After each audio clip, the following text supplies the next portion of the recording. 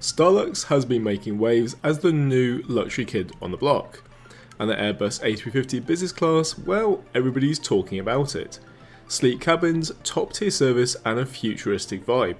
This seat has been hyped to the moon. But does it really deliver, or is it just stellar marketing?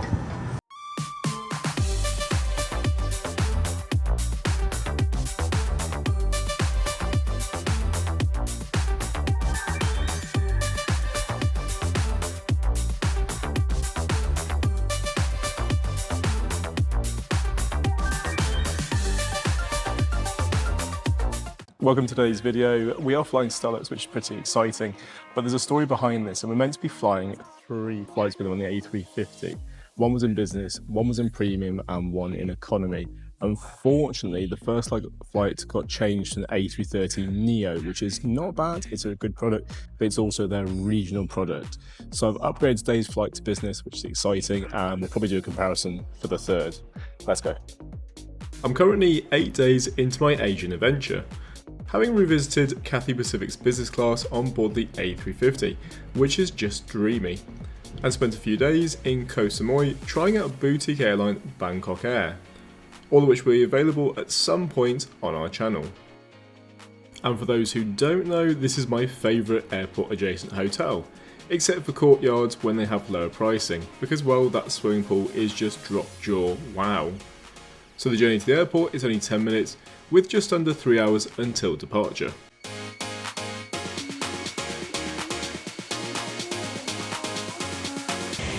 Oh hey there. Today's flight is brought to you by, well, you. You see, your support on Patreon and YouTube keeps these reviews flying high, without any corporate turbulence, and it helps to fuel honest, independent reviews, and maybe even the occasional bag of Inflight peanuts. So if you'd like the channel to remain airborne, then head over to our Patreon or support us on YouTube.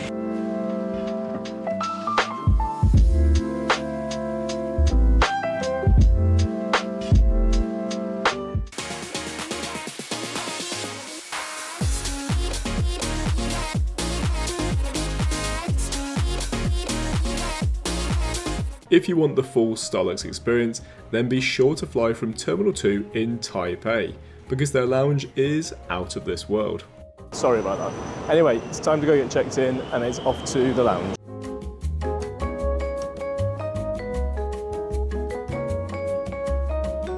I did eventually find the check-in desk for Starlux, over in the M section, which is beneficial because at the furthest end is the fast-track security, which is included in most if not all business class tickets from Bangkok Suvarnabhumi Airport. What was interesting is that every desk was busy, with the word premium confusing me for about 2 seconds, referring to business class and not premium economy, which is also available on today's flight. The only counter which was empty was first class, which we'll discuss later when I ask really nicely and hopefully get to sit in the seat for about 10 seconds. Entering Thailand can be time consuming, but with these new fancy barriers the queues are now really short, which takes some getting used to after years of queuing for 45 minutes. Which leaves you more time for shopping and exploring the airport. I have to say it's really hard not to pass this statue and at least stop, and until now I've never googled what it is. Titled the Monumental Sculpture, it represents demigods and demons who are pulling both ends of the dragons. The statue is also the guardian and perhaps scaring off passengers who need to use the escalators just behind the S gates, S being short for Satellite Terminal, which opened in September 2023, and today is the first time I'm departing from it. Let's just hope the views out the window are good.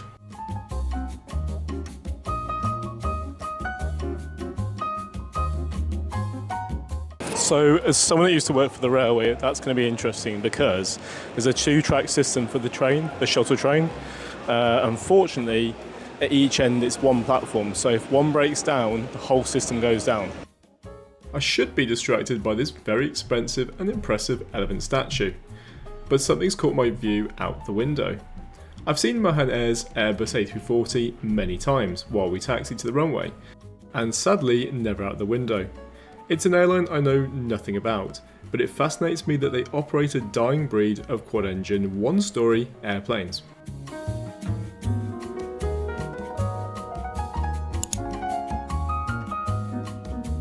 Deciding I've seen enough planes for a while, I continue walking along this very vast and long satellite terminal, in search of the lounge. Discovering a self-playing piano and the Cohop bar, which looks like it probably belongs on the beachfront, serving up tasty food to sunbathers. I eventually find a set of escalators which will take me up to the second level. I then find a very mysterious sign, which throws my brain in all different directions.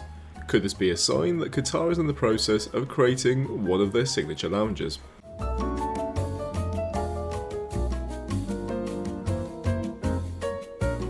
I then start walking what feels like a never-ending walkway, past pretty much nothing. Eventually in the distance I can see what I think is the miracle third-party lounge. Having finally found the lounge, I'm greeted really nicely inside, but I'm still pondering the vastness of this terminal. So far this looks like a nice place to sit and charge my phone before the flight. It's clearly brand new, but most of its occupants seem to be sitting in the area near the food. Big shock. For a third-party lounge, I think the selection of food is quite impressive, and there's plenty here to make a meal out of. And it's always nice to see sandwiches for those who are a little less adventurous.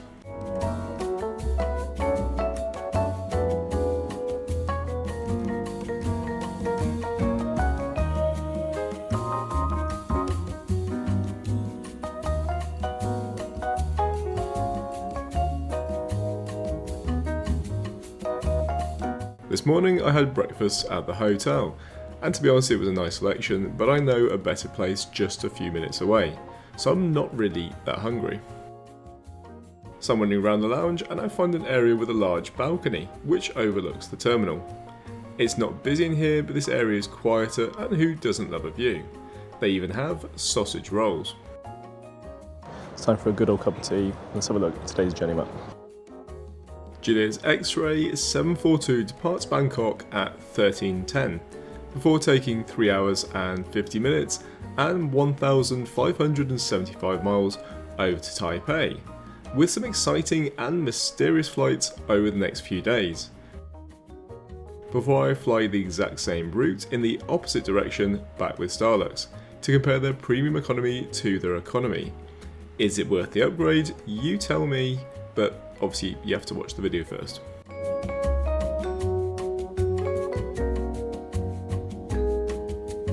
With such a wonderful trip ahead, and I am so grateful for being able to do this as a job, I would never say I am bored, but there's only so long I can sit in the same seat, especially when I have far too much time on my hands.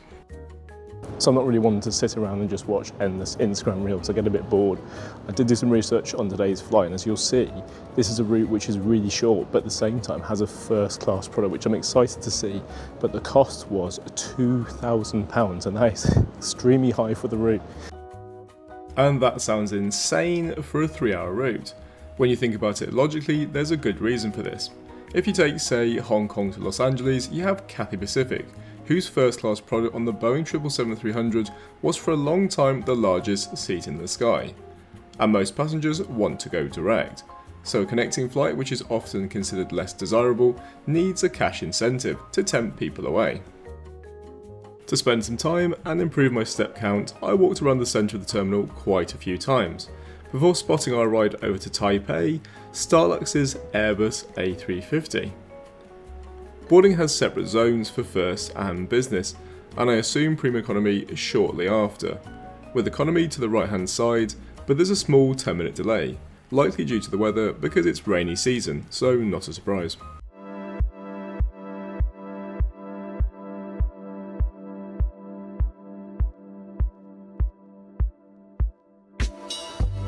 Dead on 10 minutes and boarding begins. My boarding card is scanned with a smile and a thank you, as we head over to the seat map. Without a divider, at the very front is a single row of first class suites, in a 1-2-1 layout. And at the very end of the flight I asked very nicely if I could sit in there just for a few minutes, and the crew were really obliging.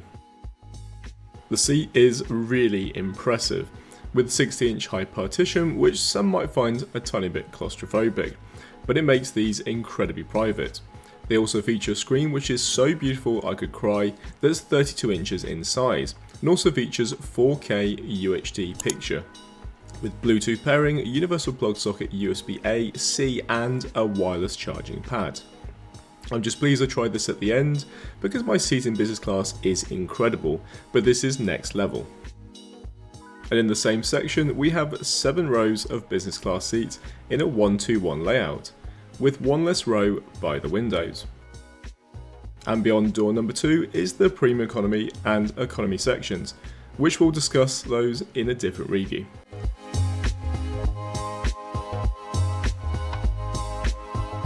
This product in comparison to the A330neo just feels so much more plush. It all feels really wide and also really private. It's partly because of the door, but we'll look at that in a bit. And so you can compare the difference. Here's 8 kilo on board the Airbus A330neo. And here's the product I'm sitting on today on board the Airbus A350. They're both amazing products, but I hope you can agree this one's just that bit nicer. The business class seats, they are Collins Aerospace Element seats, and they were designed by BMW. You can kind of see that in the design, it's really pretty. There's a beautiful contrast here of different colours, from the slightly black mock effect marble side table to the orange and bronze tones. And they're 19.6 inches in width, and they do convert into a 6 or 7 foot bed. I'm not exactly quite sure why there's 2 numbers for that. If you're scratching your head at this point, then you're not the only one, because besides the length, 19.6 inches for the width of the seat is actually below average, with 20 inches and above being the standard for business class, which will cause a bit of an issue later in the video. This is, however, a tech lover's dream, with that beautiful orange storage cupboard with a modern remote, USB-A, C, universal plug socket, as well as wireless charging. And there are a few other smaller storage areas which are useful for, say, a bottle of water or something wallet size, although I recommend you keep this always on you.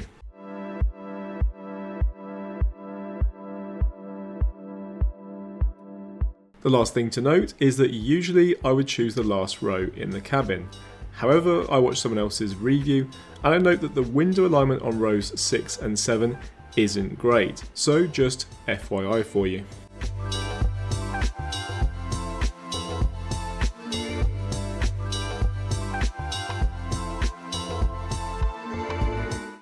It might not seem like much, but a hot towel when you're connecting or after a long flight or a long journey to the airport is so refreshing.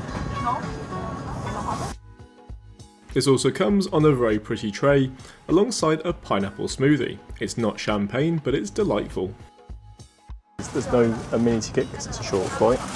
You do get a plush blanket and this rather nice golden bronze pillow, which is quite firm, which is good.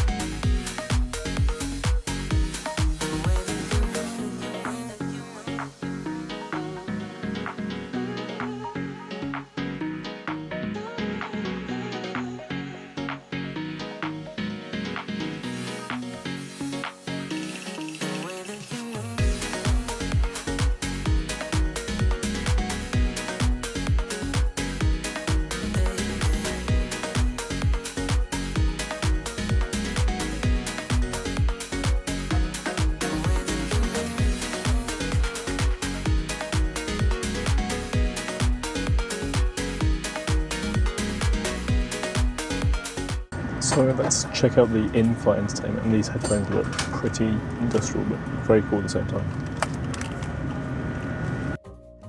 Whether you love the look of them or not, they sit over the ear and not on them, which is a big lovely tick for comfort. The in-flight entertainment screen isn't quite as juicy as the one in first class, but at 24 inches this is still huge, and with that 4K UHD sharpness. The interface is visually extremely pleasing, with plenty of content at your disposal. Much like their rival Cathay Pacific, who I'd like to think I'm trying not to be too in love with, you can head to their website and find out what content is available just before the flight. Now, I'd heard a lot of buzz on the internet about a movie called Flow, which is a combination of Latvian, French and Belgian production, about a cat who is the main character in a world where for some reason the water keeps rising to insane levels. Blame global warming. Naturally, along the way there are sad parts that are very moving, but I genuinely felt bad for the cat, wanting them to survive. There's also a few dogs, a lemur and a few others if cats aren't your thing.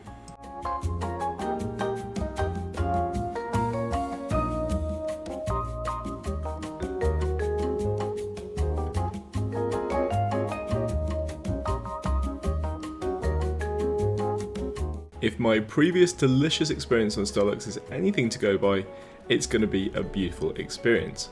We will of course dive into the drink selection, because in 2025 this is the year of mocktails, cocktails and signature drinks, but for everyone else there's ample choice of wines.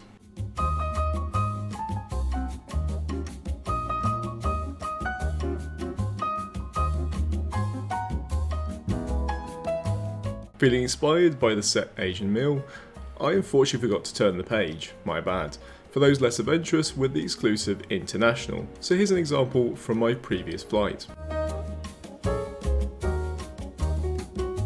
The film keeps shifting between a cute cat and on the edge of my seat wondering if the cat's going to survive, so I need a drink. Most airlines have one signature drink, but Starlux said, hey, why have one when you can have four? Because variety is the spice of life. The cabin crew suggests I try the Star Mojito, with a mix of whiskey, green tea, mint and orange. It's certainly enjoyable, but it also hits you in the back of the throat. The meal then arrives on one tray, which is fine and it's beautifully presented. There's a wide variety of colours which is really pleasing on the eye. The starter is roasted lemongrass, chicken thigh, grilled pork salad and a Thai marinated cucumber, which I needed at least 3 more times. A shredded chicken coconut soup was also extremely pleasing, and this is coming from someone who doesn't like coconuts. With the main being a beautiful piece of steamed red snapper, with lime, more lemongrass and mixed rice. It looks like a 5-star meal and even the rice had a beautiful texture and flavour. The dessert was certainly interesting and not just because of the turbulence. A plate of fruit with grapes served on the vine is a nice touch. It was well presented and extremely fresh, but it's the Thai sweet vermicelli coconut milk that was both odd and very satisfying at the same time. It was light, creamy and left me wanting more. Not that I had the room for it.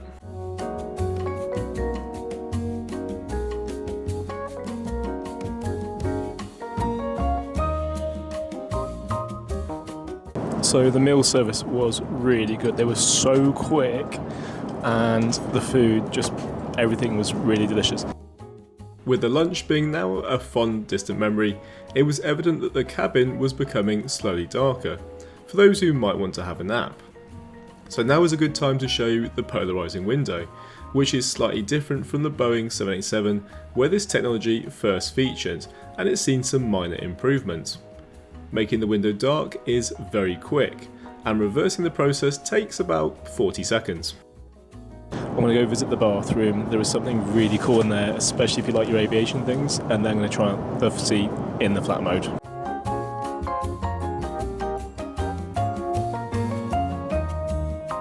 Three in total, which is a pretty good ratio, but the best thing about this bathroom by far, and this is such a little detail, is the toilet paper. Look at that.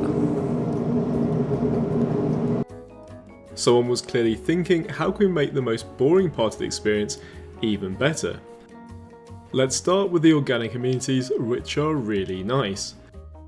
And then there's a flower, even if it is fake, it adds to the experience.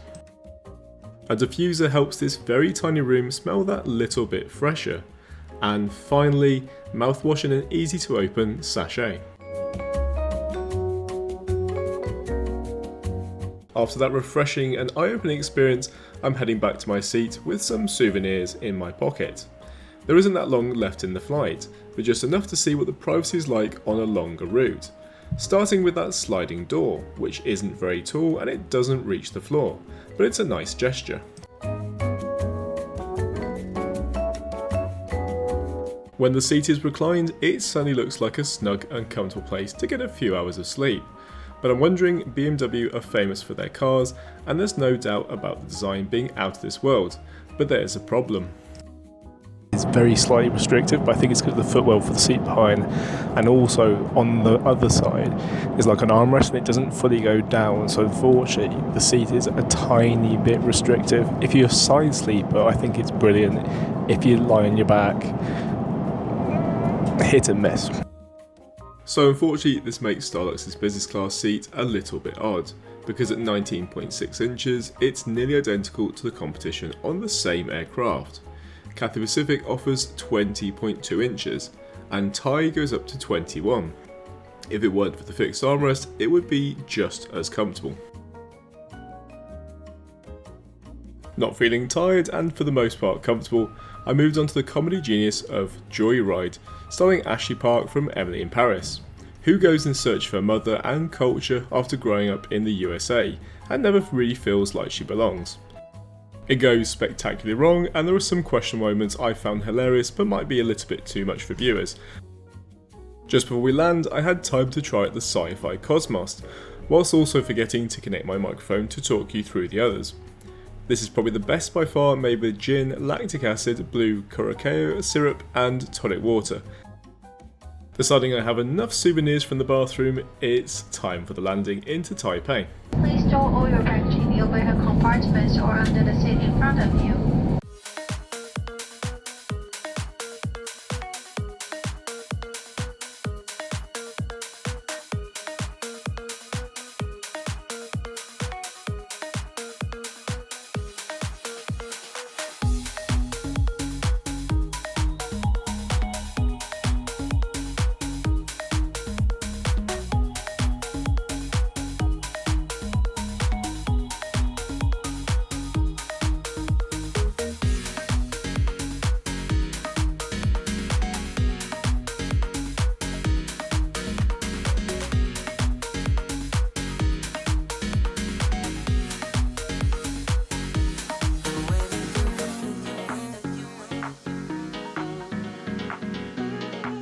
Thank you so much, guys. It's been a pleasure. Thank you. Bye bye bye bye.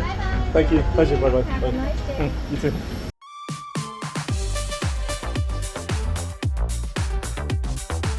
For today's conclusion, I've come to the park next to Songshan Airport in Taipei. There's no doubt about it that Starlux is a really good, top performing airline. There's little key things which they're just doing really well.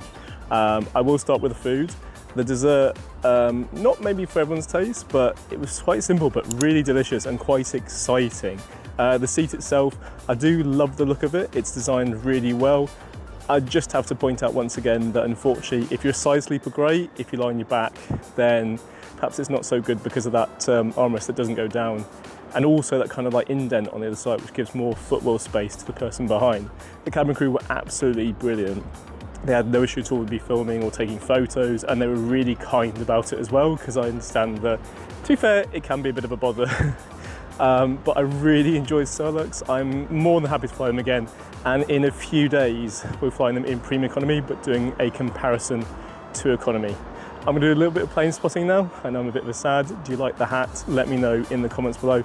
Otherwise, thank you so much again for watching, and safe travels.